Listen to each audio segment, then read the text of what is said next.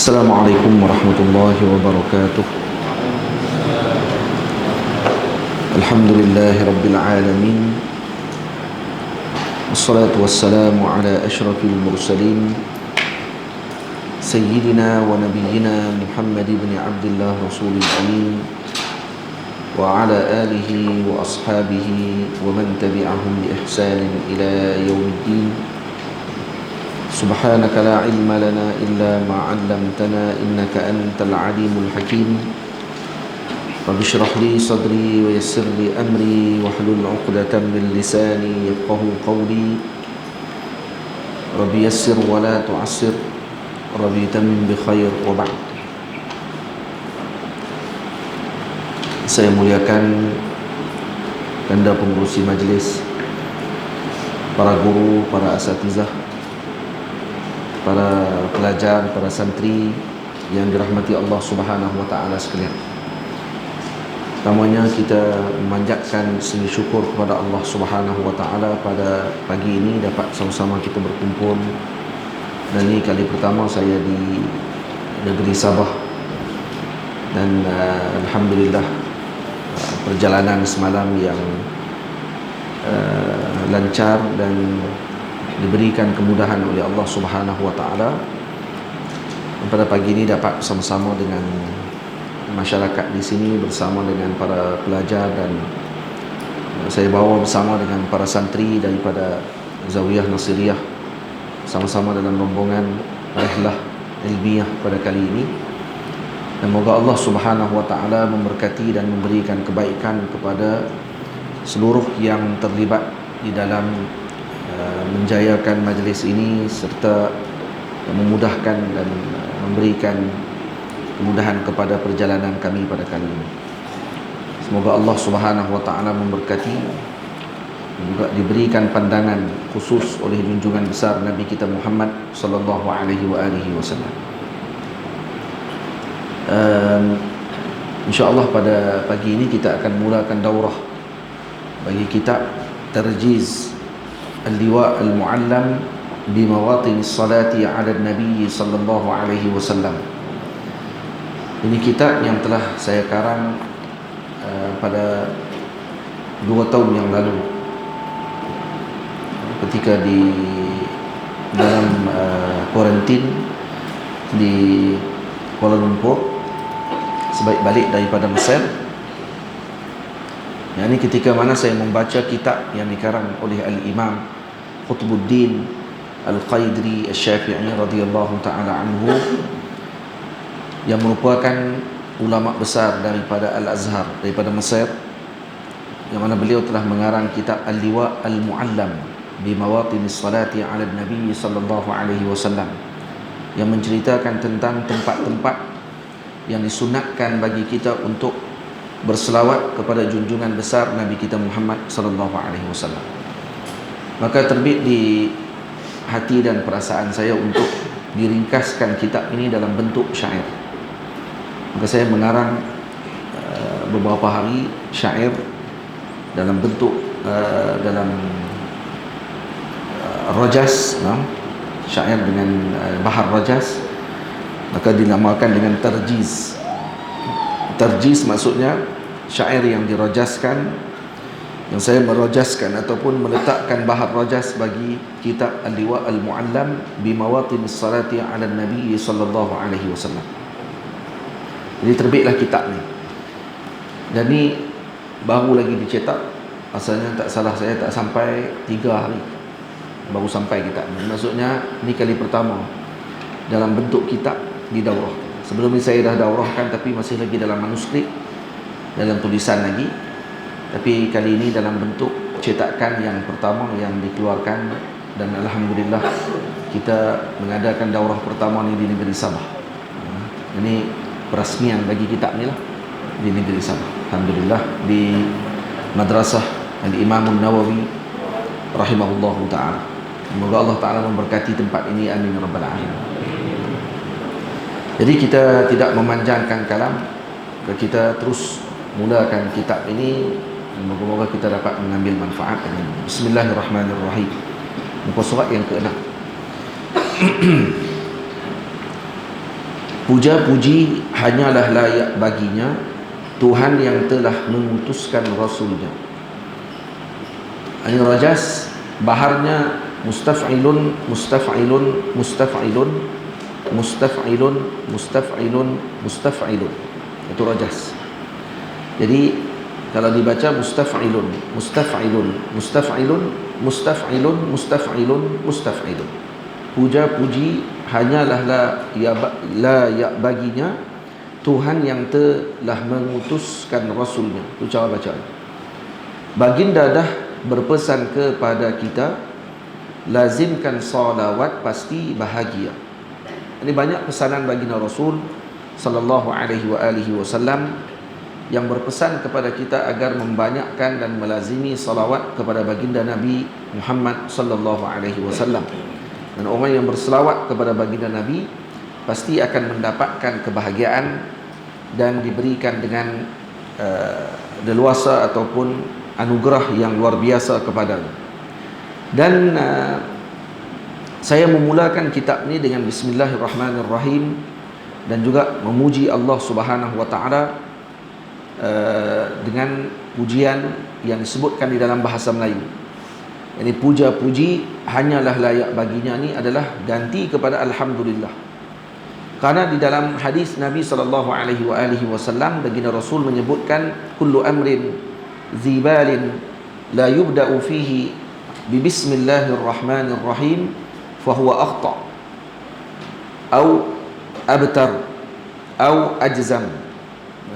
Jadi setiap perkara yang diberi perhatian oleh syarak, kullu amrin zibalin la yubda'u fihi, yang tidak dimulakan dengannya di dalam permulaan tersebut dengan bismillahirrahmanirrahim, maka ianya aqta, abtar, ajzam, dengan makna qalilul barakah, dengan makna sedikitnya berkat yang tidak akan diperolehi oleh seseorang yang tidak memulakan dengan zikrullah tadi.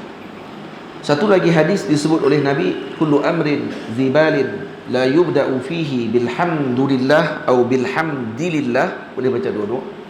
Kalau baca dengan bilhamdulillah ala sabilil hikayah, kalau baca dengan bilhamdilillah dengan i'rabnya majrur.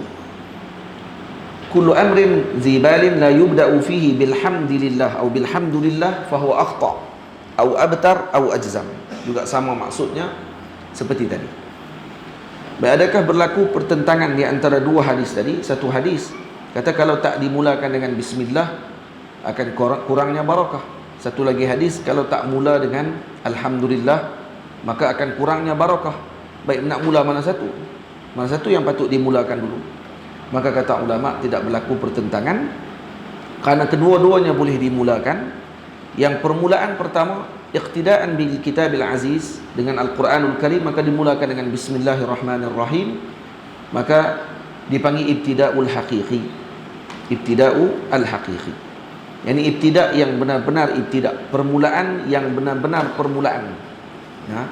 Manakala alhamdulillah disebut sebagai ibtida'ul idhafi, ibtida' yang telah atau permulaan yang dimulakan sebelumnya dengan permulaan yang lain, yaitu bismillahirrahmanirrahim. Apa makna ibtida'ul haqiqi? Yaitu permulaan alladzi lam yusbaq bi syai'in qablah, yang tidak didahulukan dengan sesuatu sebelumnya. Jadi sebelum bismillahirrahmanirrahim ada tak sesuatu yang kita mulakan? Tidak, kita mulakan dengan sesuatu yang mula adalah bismillah. Maka dipanggil ibtida'ul haqiqi, permulaan yang hakiki. Manakala alhamdulillah pun juga ibtida', permulaan juga, tapi permulaan yang idhafi, karena dia didahulukan dengan bismillah. Dan barulah alhamdulillah. Baik, kenapa disusun begitu? Iqtidaan bil kitabil aziz wa bi sunnati Rasulillah sallallahu alaihi wasallam, karena mengikuti Al-Quran dan hadis Nabi sallallahu alaihi wasallam. Karena dalam Quran Allah Taala sebut alhamdulillahi rabbil alamin arrahmanir rahim, bismillahirrahmanirrahim, alhamdulillah. Maka mula bismillah kemudian baru alhamdulillah. Tamam. Itu kata Nabi sallallahu alaihi wasallam, ibda'u kama bada Allahu bih. Mulakan dengan apa yang Allah Taala mulakan. Walaupun dalam hadis tersebut dimaksudkan kepada Safa dan Marwah, innas Safa wal Marwata min sya'airillah Maka para sahabat bertanya kepada Nabi, nak mula mana dulu? Nak sa'i daripada Marwah ke Safa ataupun daripada Safa ke Marwah? Maka Nabi kata, ibda'u kama bada Allahu bih. Mulakan dengan yang Allah mulakan. Allah Ta'ala mula dengan apa? Innas Safa wal Marwata. Mula Safa dulu, kemudian Marwah. Innas Safa wal Marwata min sya'airillah. Dan kemudian begitu juga dengan bismillah, dengan alhamdulillah, ibda'u kama bada Allahu bih. Maka Allah mulakan dengan bismillah, kemudian sannahu bilhamdilillah, maka kita pun memulakan dengan sedemikian. Baik. Baginda dah berpesan kepada kita, lazimkan salawat, pasti bahagia. Salawat salam buat Rasul junjungan, setelah pujian syukur pada Tuhan. Jadi setelah mana mengucapkan puji dan syukur kepada Allah Subhanahu wa taala, maka kita berselawat kepada junjungan besar Nabi kita Muhammad sallallahu alaihi wasallam.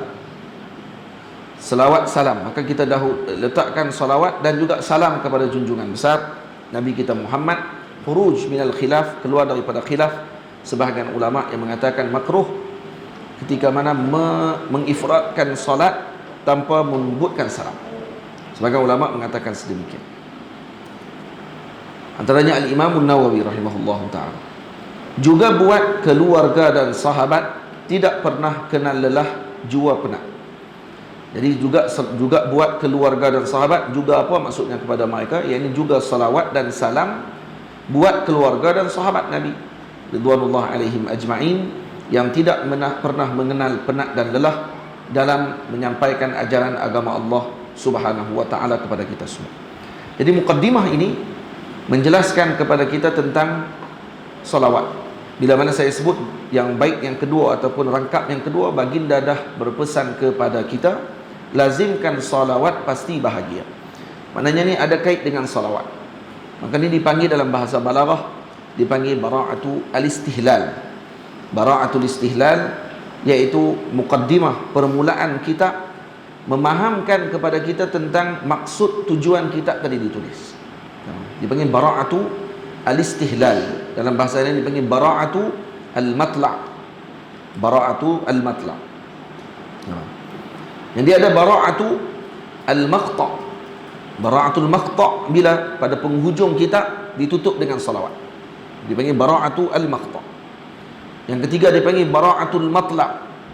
Nah, bara'atul matla' iaitu dimulakan muqaddimah dengan bismillah, alhamdulillah, salawat kepada junjungan besar Nabi kita Muhammad sallallahu alaihi wasallam. Ada yang tu saja maka dipanggil bara'atul matla'. Kalau disebutkan di dalam muqaddimahnya tujuan perbahasan dalam kitab tersebut ataupun apa yang dia akan ucapkan, maka dipanggil bara'atul matla'. Dalam bahasanya dipanggil bara'atu al-istihlal. Faham? Kalau penutupnya ditutup dengan salawat kepada Nabi, dipanggil bara'atul maqta'.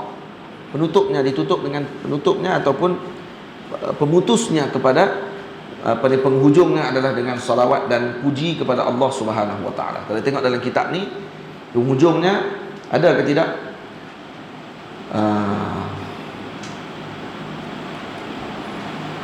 Ini apa ni, tak tahu saya sebut ke tak ni. Saya tak sebut. Tak sebut. Jadi tak sebut, jadi tak ada bara'atu al-maqta'. Banyak kitab saya sebut, tapi hari ni saya tak sebut. Baik.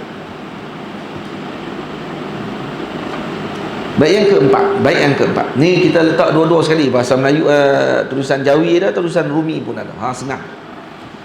Ada orang tua-tua kadang-kadang dia main-main tengok-tengok Allah. Jawi ke? Ke Arab ni katanya. Saya kata Jawi. Kita bila orang yang staff ataupun santri duduk dia kata ni Jawi. Ada yang tak mau. Dululah sebelum santri masuk, kitab saya yang pertama kitab Syamil fi Khulasati Syama'il, juga saya buat dalam bentuk syair, cerita pasal Rasulullah sallallahu alaihi wasallam, Syama'il Nabi. Ada yang bila buka je tengok-tengok Allah, Arab. Dia tahu bukan Arab, ni Jawi. Jawi pun tak lepas. Jadi dia tahu tak biar. Main dengar ajalah. Jadi saya memang saya dalam dalam keinginan saya bagi masyarakat kita ni kenal dengan Jawi lebih. Bagi kenal dengan Jawi. Lepas tu bacaan dengan Jawi dengan bacaan Rumi beza pada syuur dia, pada perasaan dia. Tengok tulisan Jawi. Tulisan Jawi ditulis daripada mana? Daripada kanan ke kiri. Betul? Tulisan Rumi daripada kiri ke kanan. Jantung kita belah mana? Jantung kita belah kiri. Nah, biasaannya jantung belah kiri. Maka tulisan yang dari kanan ke kiri, dia akan masuk ke hati, masuk ke jantung. Sebab tu Al-Quran, nah, Al-Quran Allah Subhanahu Wa Taala turunkan dalam bahasa Arab, dan antara hikmahnya adalah kerana bacaannya dari kanan ke kiri. Jadi baca ke sini akan masuk ke hati.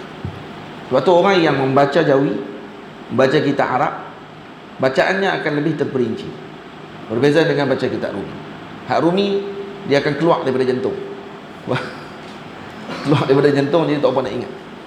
Jadi biasanya hafalan kitab-kitab yang dihafal, kitab Arab, matan-matan ditulis daripada kanan ke kiri.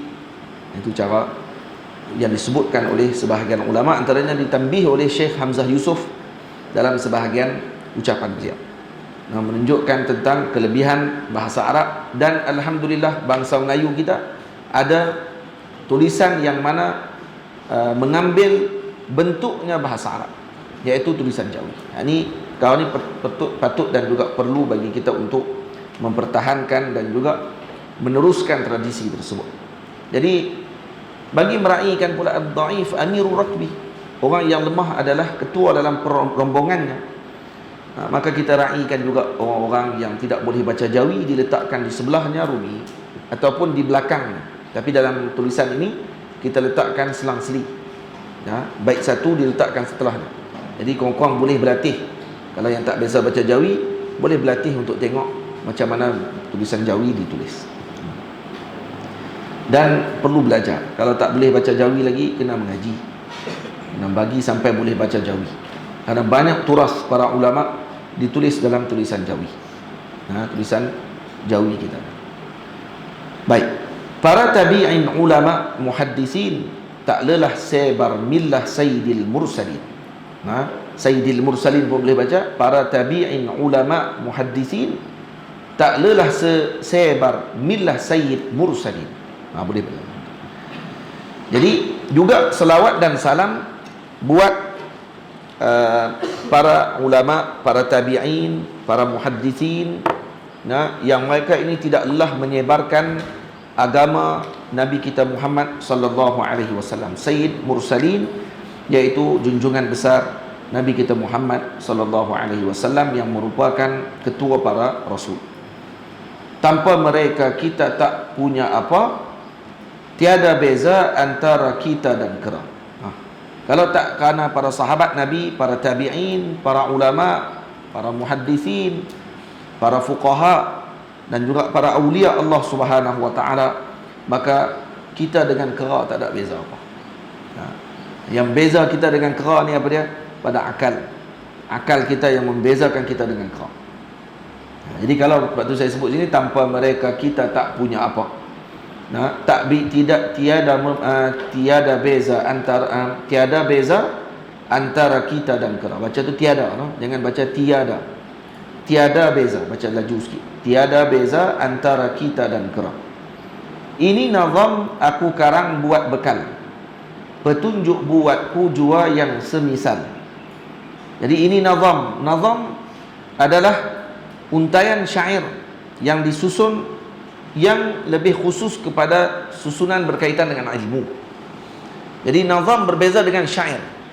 Kalau kita orang Melayu panggil syair, syair lebih umum, karena syair ada di dalamnya yang baik dan ada yang tidak baik. Manakala nazam kebiasaannya disebut kepada yang baik sahaja, yang berkait dengan ilmu. Sebab itu ada beza di antara nazam dengan syair. Jadi kalau kita letakkan dalam mantik, dia punya nisbah antara nazam dengan syair adalah umum wa khusus mutlak. Kullu syairin nazmun, wa laysa kullu nazmin syairun. Setiap nazam, setiap syair itu adalah nazam. Minta maaf. Kullu nazmin syairun. Setiap nazam itu syair. Wa laysa kullu syairin nazmun. Dan bukan semua syair itu nazam. Semua nazam syair. Kalau sebut nazam saja, dia boleh sebut juga syair. Tapi tak semua syair itu nazam. Kenapa? Karena ada syair yang menyebutkan tentang sesuatu yang tidak berfaedah. Itu syair yang sebut tentang perempuan, cerita berkenaan dengan maksiat dan seumpamanya, lahwun, perkara-perkara yang mensia-siakan dan seumpamanya, maka ia tidak disebut sebagai nazam. Biasa nazam digunakan oleh para ulama untuk menyebutkan ilmu. Baik. Ini nazam aku karang buat bekal. Jadi nazam ini saya karang buat bekal petunjuk buatku. Sebagai apa ni? Sebagai petunjuk buat diri yang mengarang itu sendiri. Jua yang semisal. Begitu juga kepada yang semisal dengan diriku, maksudnya. Yang seumpama dengan diri, yang memerlukan kepada petunjuk. Jadi hakikatnya pertama saya mengarang kitab ni hakikat untuk diri saya sendiri. Tujuan dia untuk apa? Untuk memudahkan saya mengingati tempat-tempat yang disunatkan saya berselawat kepada Nabi Muhammad sallallahu alaihi wasallam. Dalam ni ada 50 lebih tempat yang disunatkan kita berselawat. Jadi sekurang-kurangnya bila baca kitab ni, kalau nak ingat, saya letakkan dia punya tempat-tempat tersebut, mawatin. Sebab tu tajuknya Tarjis Al-Liwa Al-Muallam bi mawatinis salati ala Nabi sallallahu alaihi wasallam. Liwa Al-Muallam, Al-Liwa apa dia maksudnya? Liwa maksudnya bendera. Maksudnya bendera yang diletakkan tanda untuk kita berselawat kepada Nabi Muhammad sallallahu alaihi wasallam. Seolah-olah dia macam GPS. Yang kita kalau lalu satu tempat ni, kita akan tanda tempat tu. Dia akan tanda. Macam kita buka Google Map, dia akan tanda ni restoran, yang ni kaza-kaza. Itu dipanggil liwa ataupun muallam, yang kita akan dimaklumkan tentang tempat-tempat tersebut. Jadi kalau tengok tanda tu, tahu kata oh ini disunatkan kita selawat di sini. Seolah-olah macam tu. Ini tajuk kitabnya Al-Liwa Al-Muallam. Ini tajuk kita asal. Ini kita asal. Al-Liwa Al-Muallam bi mawatinis salati ala Nabi sallallahu alaihi wasallam. Kitab ni tebal ni. Sekali dengan tahqiq lah. Tolak dengan tahqiq dia, kalau kata dengan muqaddimah dia, boleh tahan juga lah. Tebal juga. Dan kemudian dia ada rad yang i'tirad dalam ni.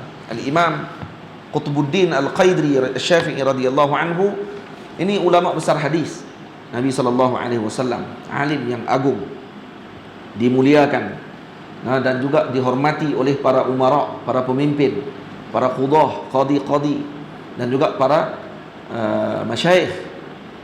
Sehingga ada sebahagian ulama datang ke majlis beliau hanya untuk mengambilnya kehebatan dan keagungan beliau, bukan ambil ilmunya. Ada sebahagian ulama kata, saya hadir ke majlisnya Qutbuddin Al-Qaidri bijahihi atau lijahihi, untuk mengambil jahnya beliau, keagungan beliau, nak duduk tumpang, kata pernah duduk dalam majlisnya. Bukan kerana nak ambil ilmu, dah ambil ilmu sebenarnya, tapi disebutkan janib akhar ataupun sudut yang lain pada ketika dia datang tadi. Kerana apa? Kerana mulia dan agungnya Al-Imam Qutbuddin Al-Qaidri rahimahullahu ta'ala. Ini ajib orang. Maqamnya di Mesir, dekat dengan maqam Al-Imam Syafi'i radhiyallahu anhu. Dia ada zawiyahnya beliau yang beliau buat, dan kemudian beliau dimaqamkan di situ. Lil asaf, yang menyedihkan, saya sendiri pun tahu lepas balik Malaysia. Itu yang masalah. Saya maqam Imam Syafi'i itu Imam Syafi'i selalu kita pergi, tapi maqamnya Al-Imam Qaidri rahimahullah, saya tahu setelah mana saya beli kitab ni dan setelah mana saya baca kitab ni. Sebab tu kitab ni pun baru dikeluarkan dalam bentuk cetakan. Sebelum ni dalam bentuk manuskrip. Itu manuskrip dalam dunia Islam ni luah, banyak betul. Dan semoga Allah Ta'ala memudahkan kita rezeki untuk kita berkhidmat kepada turasnya para ulama, dan kita dapat melawat mereka nanti. Amin ya rabbal alamin. Ini nazam aku karang buat bekal petunjuk buatku jua yang semisal. Semisal itu maksudnya apa dia? Yang seumpama denganku, agar sentiasa lazimkan beramal dengan salawat kita tak pernah tinggal. Jadi apa tujuan saya tulis ini? Sebagai petunjuk kepada orang semisal dengan saya, dan juga kepada saya sendiri. Jadi kena mula dengan diri kita dulu, dan kemudian barulah nak bagi kepada orang. Untuk apa saya karang juga? Agar sentiasa lazimkan beramal dengan salawat kita tak pernah tinggal. Tujuan kitab ini ditulis adalah untuk beramal dengan salawat kepada Nabi Muhammad sallallahu alaihi wasallam, dan diharapkan agar kita tidak meninggalkan lagi salawat setelah mana kita mengetahui maknanya banyak tempat yang disunatkan kita ketika mana melakukan perkara tersebut berselawat kepada junjungan besar Nabi kita Muhammad sallallahu alaihi wasallam.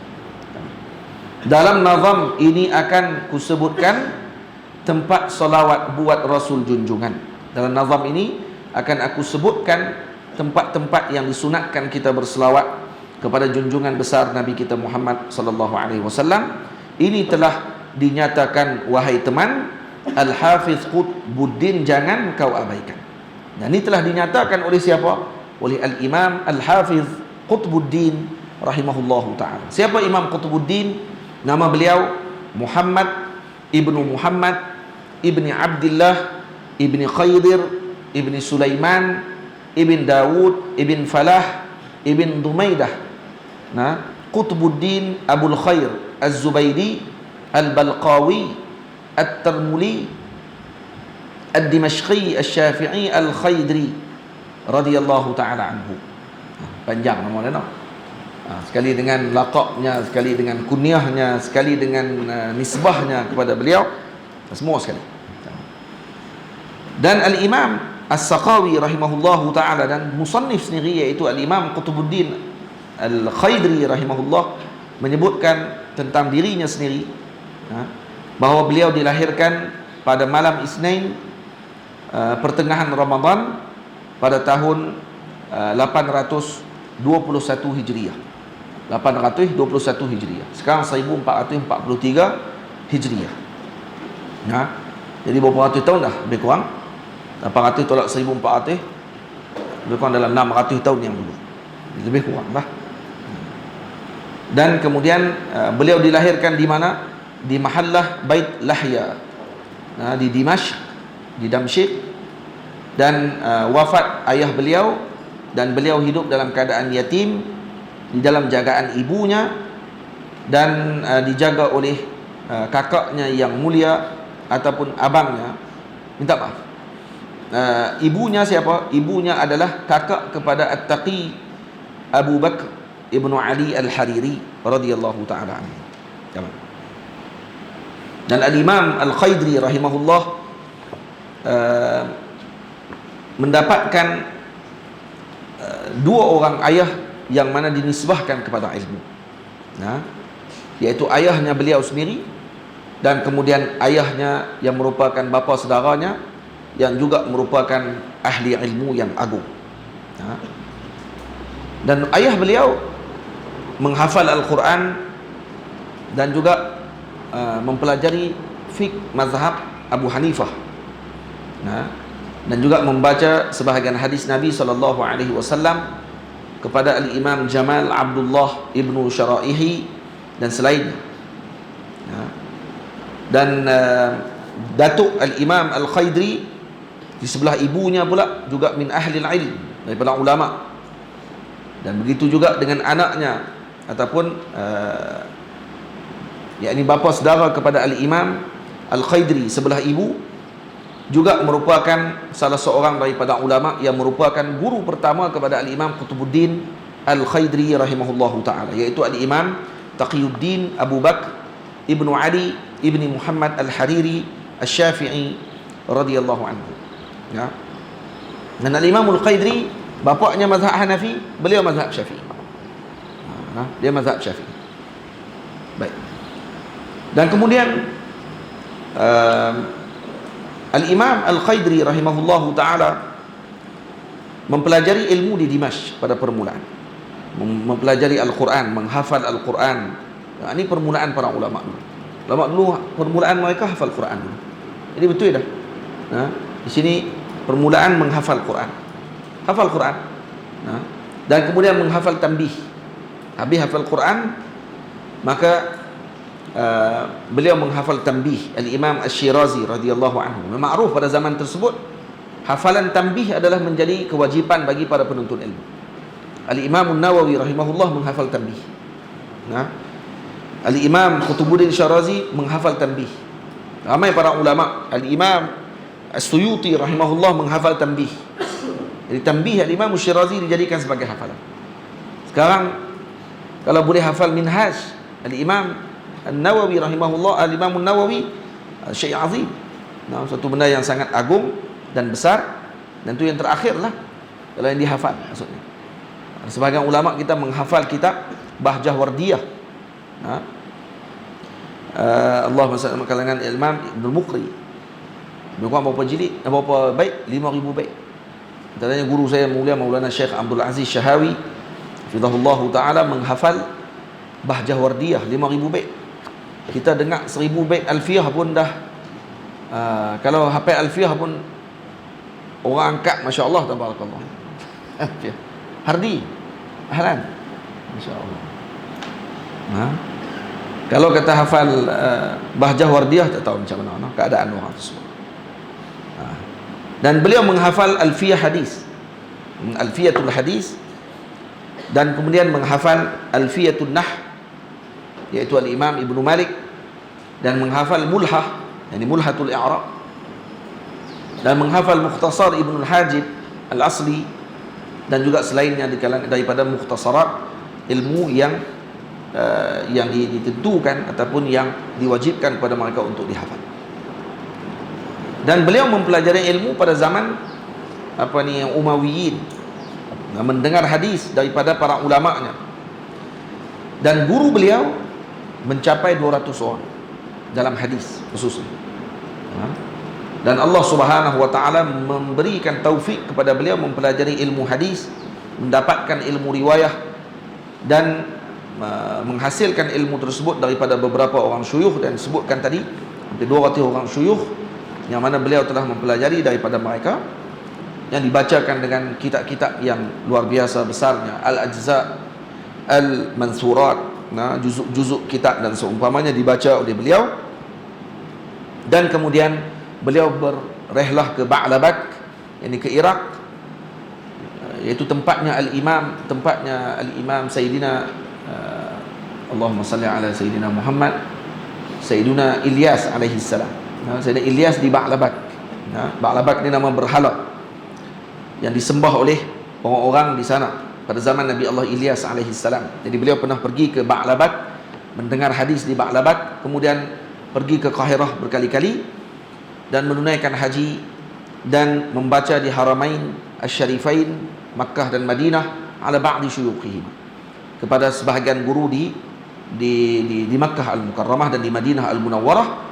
Dan beliau juga melawat Baitul Maqdis bukan sekali, banyak kali, dan masuk ke Dimyat di Mesir dan membaca di kedua-dua negeri tersebut kepada sebahagian di kalangan ulama'nya, dan diberikan ijazah oleh sebahagian para masyayikh yang ada di Halab, di Hims, di Hamah, di Tarabulus, di Yaman, dan di seumpama. Ini maknanya dia ni Al-Imam Qutbuddin Al-Khaidri rahimahullahu ta'ala Asim. Ini beliau orang panggil apa?